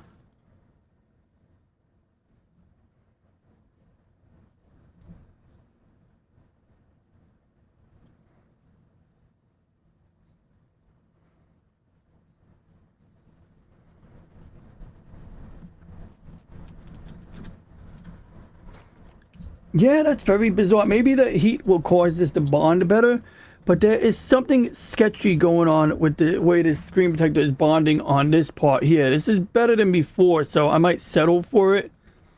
Because I just don't want to, permanently break this device's screen. That's my main goal, is to, like, have a touch panel that's safe and all of that jazz. So, and this would be a better phone, but this one here, I don't expect it to be really ready for my bike ride, especially the sun is already setting.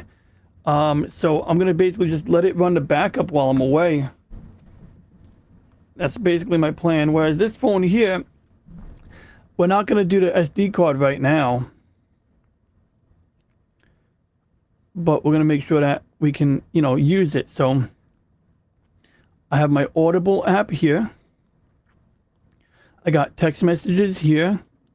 And I just have to put my SIM card in at this point. So I think I'm going to try this out. Oh, hell yeah. Rossman Repair Group. Did you ever try to get in at Rossman Repair Group? Honestly, when I was in between work, I've thought about it, but I was so bad at repairing microelectronics at Best Buy that I didn't know if I wanted to get into that business, especially, with the hustle. Now, I think the guy is smart and he knows, like, what is anti-consumer and what's not and all of that. So maybe he would know, what to do. But also, I think, like, when you watch his videos, you see situations where he's got to source parts from God knows where. He'll have to, like, get a chip for a MacBook to go into a particular, from a Dell. He has to get a chip from a Dell laptop to go into a MacBook. And, weird stuff like that. And, he just kind of like, that means like he doesn't always have access to spare parts unless he can harvest them from machines that he recycles, which I would presume are machines that he couldn't fix.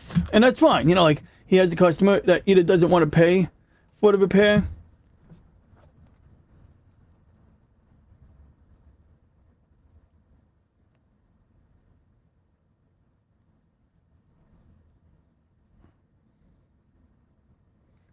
Oh, good. I guessed my dad's password correctly. But I did run his MacBook video. It's very instructive, and not directly as a result, but I did do some of the work where I would put a MacBook in the oven. I saw some videos that involved taking the motherboard and putting it in an oven. I remember I had this guy. I told him, "Look, man, it's not gonna be worth sending it out to a Best Buy to repair that MacBook."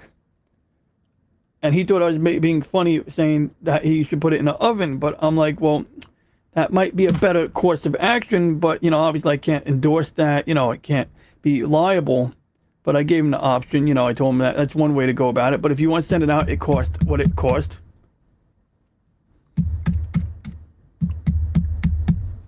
My SIM card tray is not popping out right now. And that is the SIM card tray. He's kind of doing other things in Austin now. Probably still doing repairs. Did he move to Austin? But I know he was doing all that, yeah, he was doing all that right to repair stuff.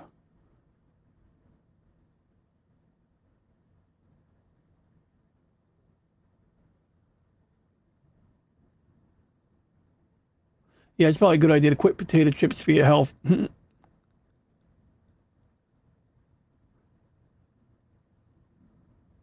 Yeah, so sometimes you can't even get the parts. Sometimes they don't even have retail parts for certain types of repairs, you know? And that's like one of the challenges when being that poor fellow who has to work on iPhones. So I remember it got to the point Vossman was having his receptionist do repairs on fucking iPhone batteries, which is cool because, you know, the girl gets a new skill. But, you know, like, if he's making his receptionist change batteries in a half hour, you know, then I imagine little old me would be doing his fair share of work for sure. And I don't blame him. Look, he's a businessman. I really should be grabbing my SIM card popping out tool. But I also don't think it should be this hard to eject the SIM card. There's probably a very good gasket in there.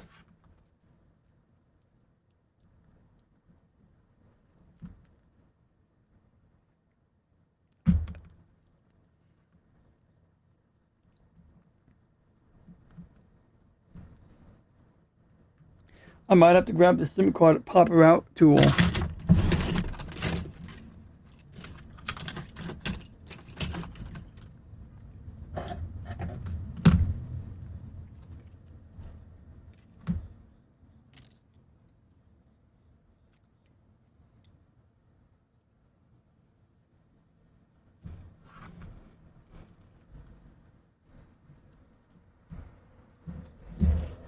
New York City sued him. That's insane.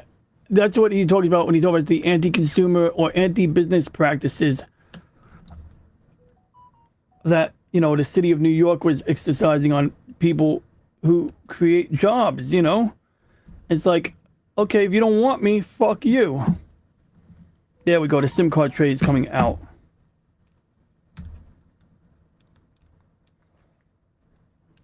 Oh, yeah, so Samsung's like, restart your phone, it's unsafe. I should have turned off the phone first, actually. They're right. It's not dangerous, but, you know, you could cause data corruption. Of course, I got to be able to read the screen. There we go. So you can see the SIM card tray, and there should be a gasket here. Yeah, there's a little gasket. You can't really see it.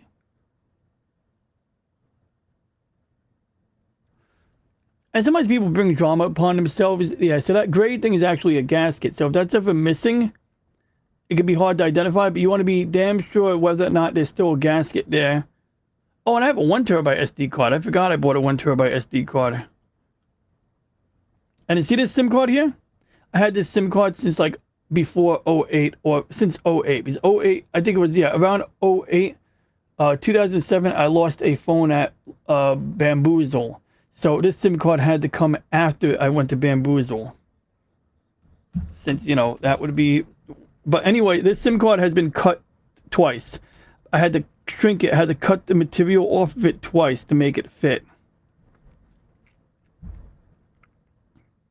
All right. So we put a SIM card in here. Let's see if it recognizes the cellular network. We're going to turn off Wi-Fi. It's in airplane mode. We're going to turn off airplane mode.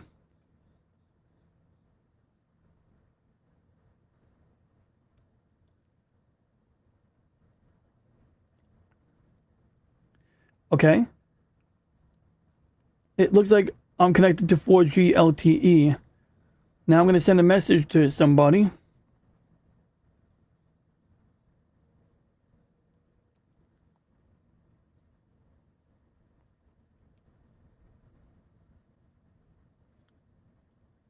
It's a little laggy right here, searching my address book, but it's working.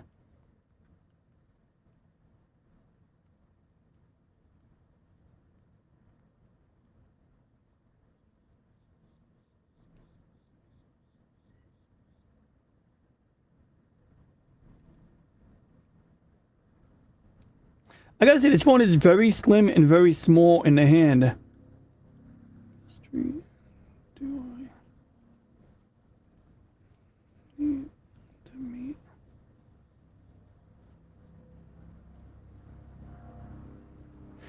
I wish it wasn't as sluggish, but I'm not gonna spend too much time working on tweaking the phone right now. Oh, that's cool. His backyard has a koi phone, maybe a koi pond, new girlfriend, maybe a new girlfriend, and he has his cats. What cats? I don't know if that's a good thing. No, I'm kidding. Cats are alright. Cats are fascinating to me, actually. They look like kids in pajamas sometimes. Like the way they walk around, if they're standing up, they look like a kid in pajamas. I don't know why. That's just what I see. But it's really just their fur. So good. I got my backup phone, even though I'd much rather use this phone here. But it's gonna rain outside, so it's probably a good idea not to like rely on this device here.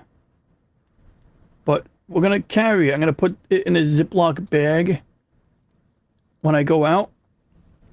And I'll have it on standby, you know, I'll have it ready to go if at a moment's notice. And I think I have a SIM card popper on my keychain, so we can do that. Well, yeah, I mean, I turned it on earlier today to help that along, JLM, but there may be some truth to that as well. Oh, why am I putting it in the bag without putting it in a case? There we go. There may be some truth to that anyway, though. You know, I really would love to have the Galaxy S8 active today, but I'm being realistic. I just don't think it'll be ready in a timely manner. I really don't want to be going around with a phone with my dad's stuff on it. I would want to wipe it after I back up his stuff, so I know the backup is going to take a long time. Did the phone turn itself off, or did the battery die? Oh, this is another reason why his phone might not be useful to me anyway. The battery dies abruptly on it. So what I'll do is I'm not even gonna plug this into a charger till I'm back, because I don't want to leave that device unattended. You know, lithium batteries are like a fire hazard and a half. They really are. So anyway, with my bat phone right here, let's take a look at Audible and see what's in there. Yeah, I'd rather have a dog than a cat, but a cat is a decent pet, and they do kill mice. That is true. I do. That's one of the reasons why I want to bring a cat in a couple of times.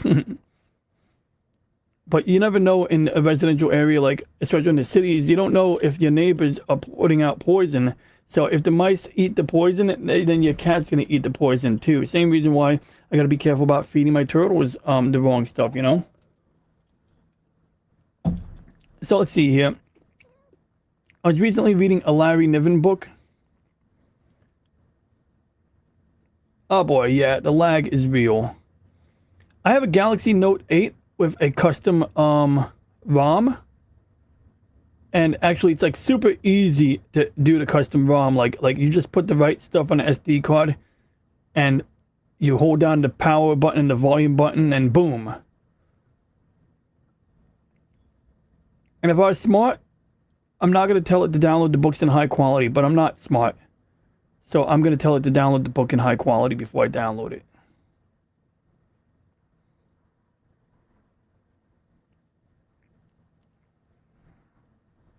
I like Prince Giselle, but I'm going to turn off my YouTube notifications going forward.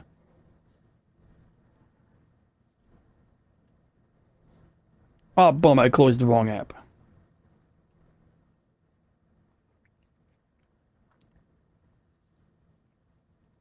Yeah, so with the Audible app, you can tell it to use low quality and high quality stuff. Now, also because it's hotter outside, I can run my video encoder. I actually put this on hold like days ago because it was making my room too hot. Wait, did it finish all of these? Here we go, this one right here. So we're gonna resume this one here.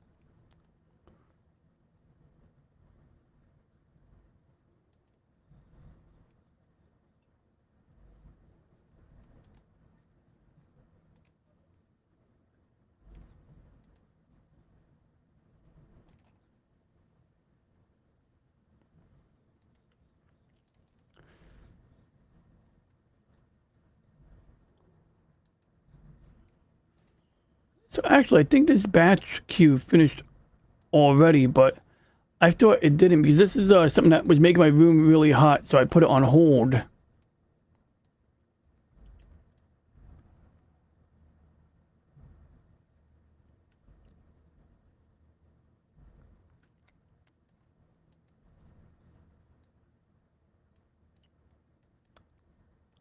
And basically what this does is it lets me take really large OBS recordings and shrink them.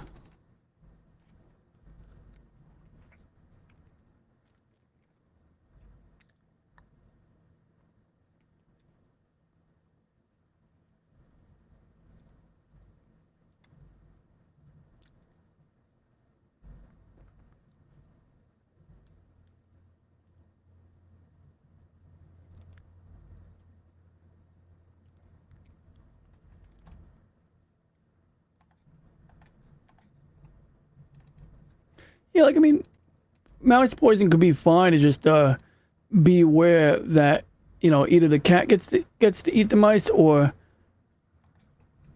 the poison gets to eat the mice. But you can't have it both ways, right? Okay, so this is interesting. I have a 100 GB file in this folder, so we're gonna use that.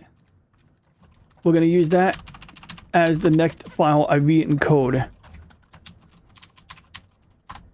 So what I do is I make a folder, I title it like the month and year, followed by the word recode. Then I open up the video file I want to compress. That's like 97 gigs right there, right? And I tell it I'm going to use that video codec X265 18. It's going to copy the audio track. So in other words, it's not going to change the audio track at all. Then we go here. We tell it save it in this folder. Same file name. But we add a suffix at the end. We add X265RF18. And then we hit add it to the queue. It goes down here at the bottom of the batch. We click start. And now my CPU is going to run at 100% for like a while. My cat is a decent huntress, but she's only eaten part of a bird. I saw her kill a mouse, but not eat it. Wow. Yeah, sometimes it's half the fun is the sport, I think, But on a hot day, running that program would make my computer hot. So I need to see if I'm even getting. I got to do two things. I got to turn off the notifications for that. So I just turn off a bunch of notifications. And you're kind of right, actually. It looks like something is running in the background. A couple of things are running in the background right now that are like relating to like not having used the phone in a long time. So the Wi-Fi is on right now, but we've got to turn it back off after we do this. So I'm going to go to setting. The audio is encoded as, in this case, I use AAC at 160 for YouTube compatibility, but usually I'll use maybe like 190D2 or higher. It should be basically equivalent to PCM CD quality or equivalent. When I'm ripping Blu-rays, if there's a PCM audio track, I'll often keep that either uncompressed or I'll convert it to FLAC, which is lossless audio. Like if we have a PCM stereo audio track, that's actually damn good quality. Some people think it's not good because they're accustomed to seeing names like DTS, HD, or something like that. But obviously, like if I'm using, that, like sometimes I might keep the audio track, but generally, like for my own recordings, yeah, it's gonna be AAC right now, AAC 160 for all of the audio tracks, and I usually have like 5 audio tracks or 4 audio tracks. One of them is a combined audio track that has all of the audio tracks combined in one, and that's because when you're streaming, you sometimes need it that way. That's interesting. It crashed the video encoder. Now, that could be one of two reasons why. This 97 gig file is probably the result of me leaving it on by accident for hours on end. That's probably what happened. So let's pick a different video file. Let's do a couple other ones. We're going to just build up a batch queue of files that we know it can encode.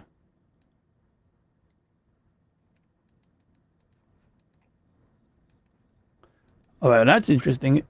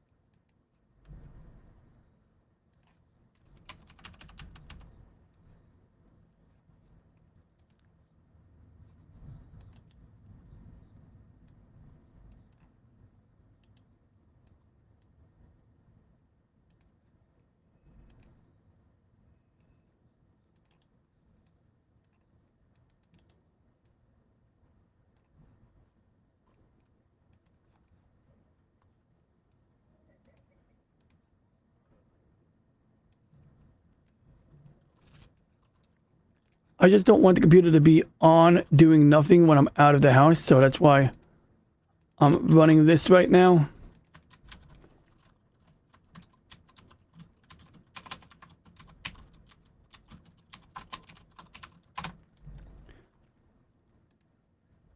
Let's try that corrupted file again and see what happens.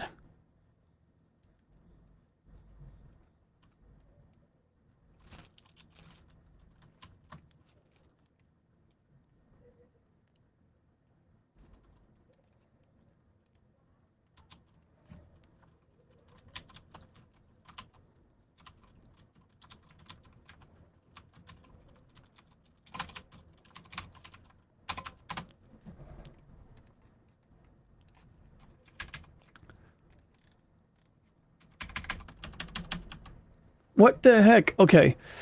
I don't have time to mess with this right now, but at least we know that's not working.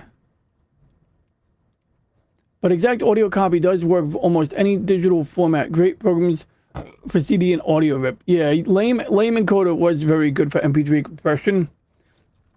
MP3 is a little bit outdated for me now, but it's not terrible. Just that I think for the same bit rate, AAC is better, as much as it pains me to say it, because I'm from the MP3 generation. Like, you know, I didn't care. I would just run an MP3 encode at a higher bit rate if it mattered.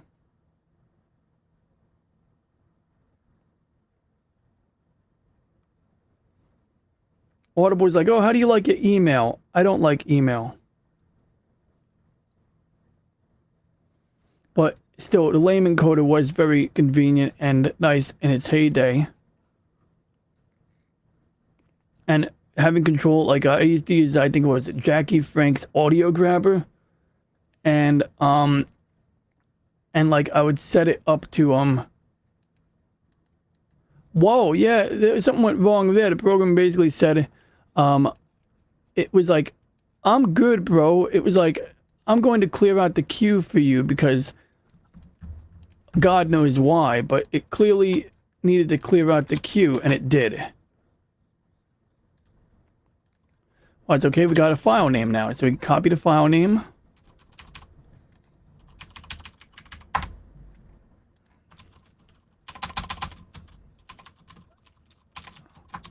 So that's good. At least we know the glitch was probably because the program needed to be closed.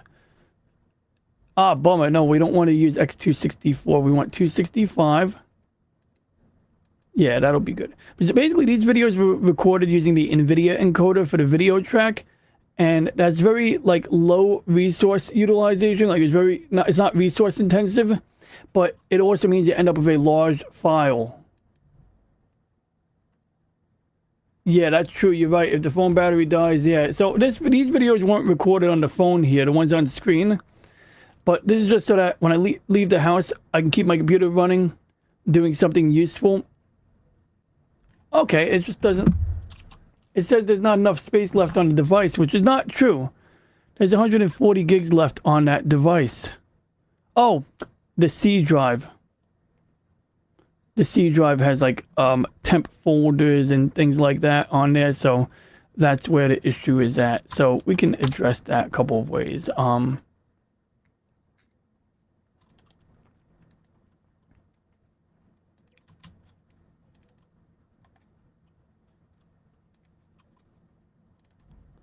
I'm just going to copy my downloads folder away from the C drive.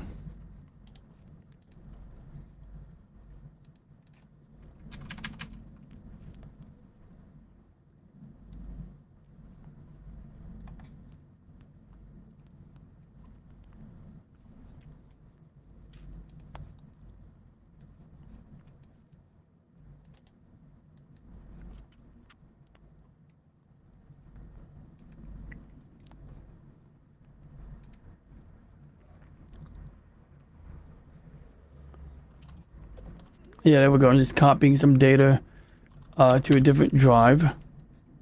Now, it should work. But let's see here. Let's get a look at this here. So, I want to download the book I was currently reading. No, I don't want a microphone.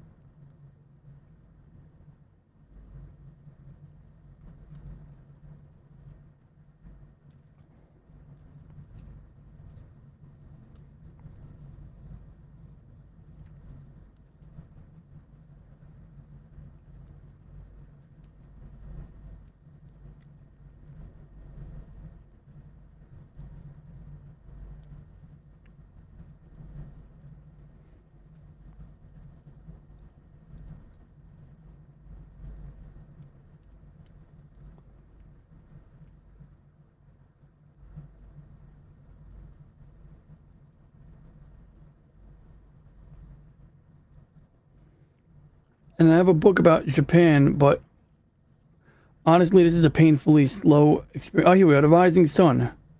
That was it. That was the book I was looking for, ironically.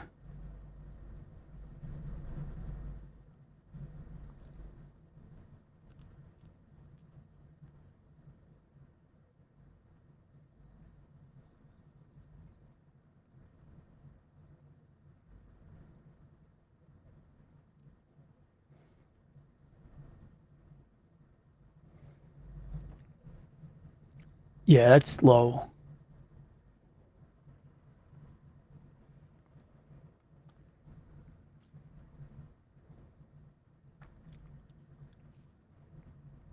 That is slow right there. There we go. And there's like another book. What is it? Lieutenant Hornblower. I think it's Lieutenant Hornblower, but I'm not sure. Here, A Rising Sun.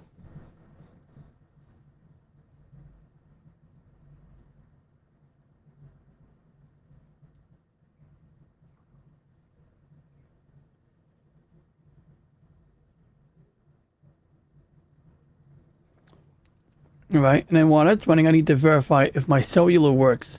So we'll be interrupting these downloads midway through, but it'll be in order to ensure that we can actually use the cellular stuff, right? Because I think cellular works, but internet doesn't. So I'll have to reset something probably to make that work. So let's try it out here. Make sure we don't have anything sketchy. Some of it's good. I hear it was inspired. It's what inspired some of Star Trek. So that's the reason I started reading it.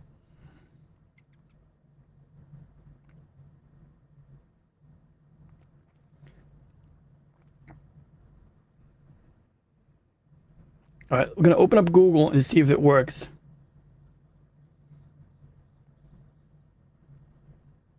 Okay, that worked. So now I'm going to try to send a message. Make sure the message works before I go, because I do have to run an errand or two, and before I do it, like I said, I want to make sure I had a couple of phones that I could use.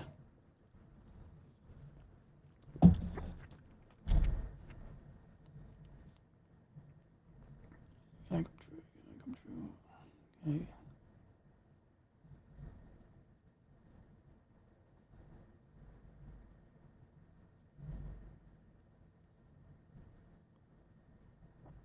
And I got to download the app for my Bluetooth headphones too.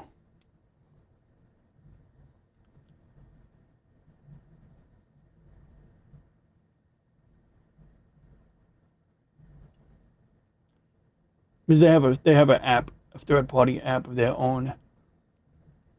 Honor Harrington. I was thinking about reading that.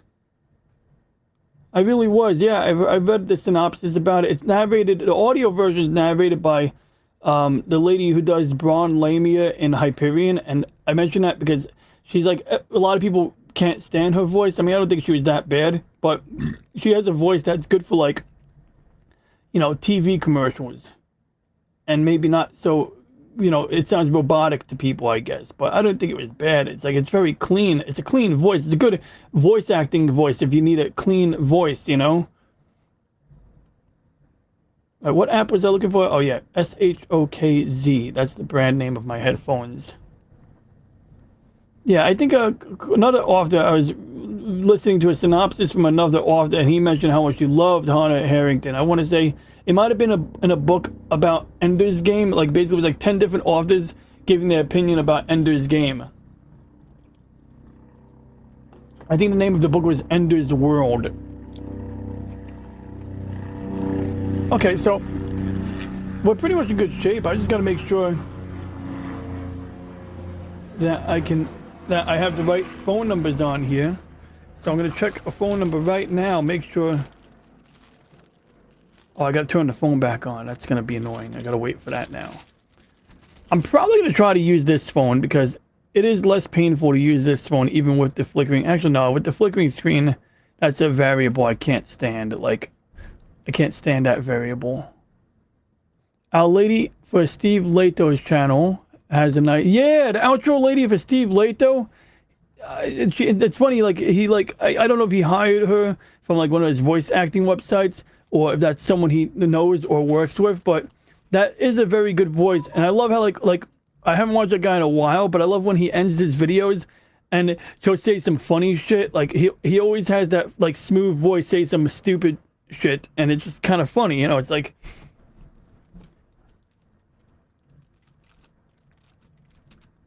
yeah, you know, I'm glad that like, even though like, so if I press on this part of the screen, I seem to be able to like get it to work, but that's not really going to be a permanent solution. That's like when people have a broken laptop charger and they say, oh yeah, I bend the power cord just the right way and it works. And it's like, that's only going to get worse, like metal fatigue.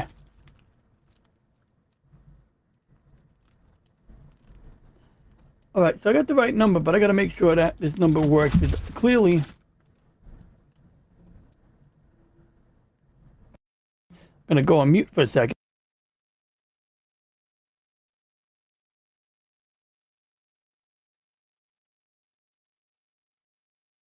I got to go through like 5 steps to dial a number. I clicked on the name. I said, call his name. It said, oh, which app do you want to use? I said, I want to use the phone app. So it goes, okay, I'm going to show you the number on the screen. I'm like, just dial it. It's ringing.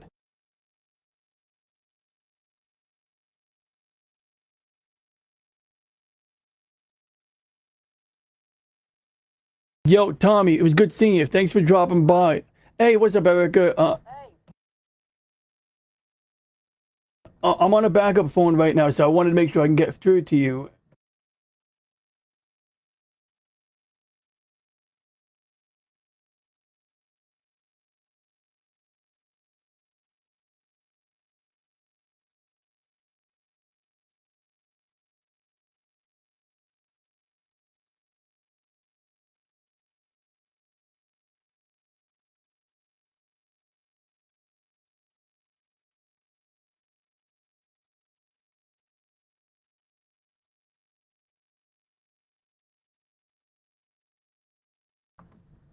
Okay, there we go. Sorry about that. So that worked. Okay, good. The phone works. It's got data and audio. So we're going to reconnect to Wi-Fi because it needs to be on Wi-Fi to download stuff. I think it's supposed to be on Wi-Fi unless it started downloading without Wi-Fi. Well, that would just be burning through data. Oh, they don't really limit data the way they used to.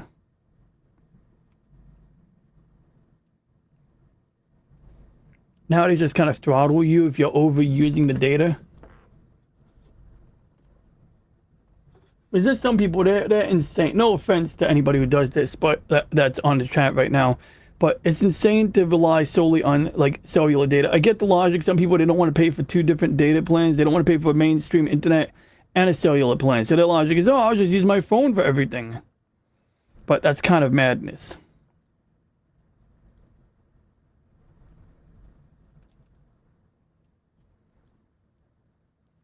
Yeah, it's not the most painless experience using this device right here.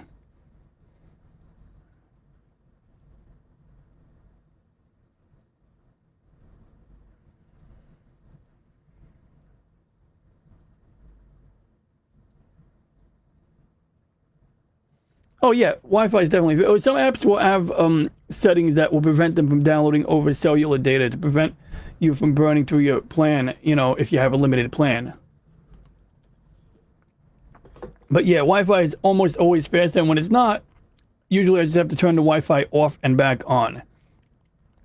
But yeah, by using the NVIDIA encoder, I get fast recordings, but then by using this program here to compress it into a different codec, that's more CPU, intensive for the encoding aspect, I'll get the file size to be like 5 to 10 times smaller. So, you know, like that's really critical for reclaiming my space. I had 0 gigs free space, now I have like 200 gigs of free space because of that. Yeah, so it's somewhat painful to wait for this.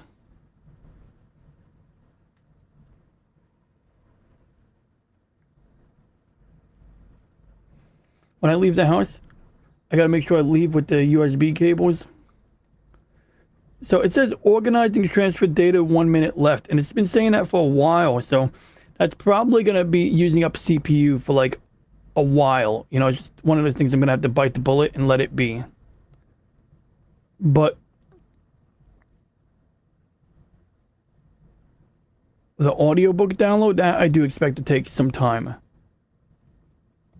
And as for Audible, the app being responsive, well, looks like it may be hit or miss.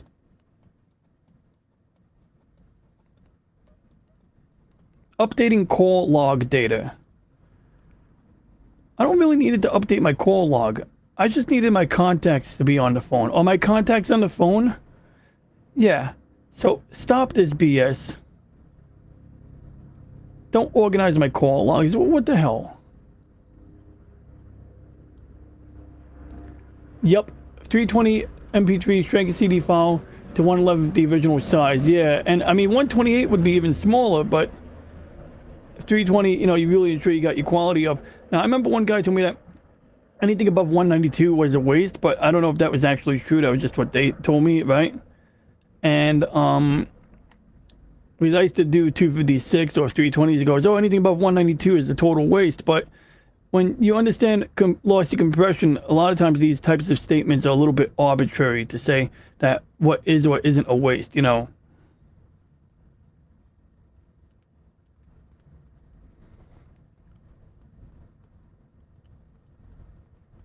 My God, it's brutal.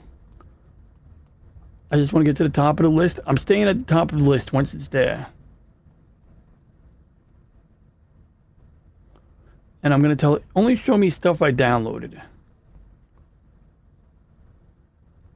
All right, that's a relatively shorter list. So now I can grab my Bluetooth headphones and synchronize them. So anyway, I got to get going because, you know, got to take care of some errands. But I want to thank you, JLM, for sticking with me to the end. I also want to thank Tommy and the Guinea Pig Collective. I really should get a list of links and put them in at my leisure. If you want to be a moderator, let me know next time you're on, and I'll make you a moderator. I could even do it right now, probably. But I better get out. It's already dark outside. So once again, thanks for watching. And for anybody watching on the replay, if you have any questions, comments, or ideas, please leave a comment. Please like and subscribe. And for now, we shall end transmission on my mark. Ending transmission.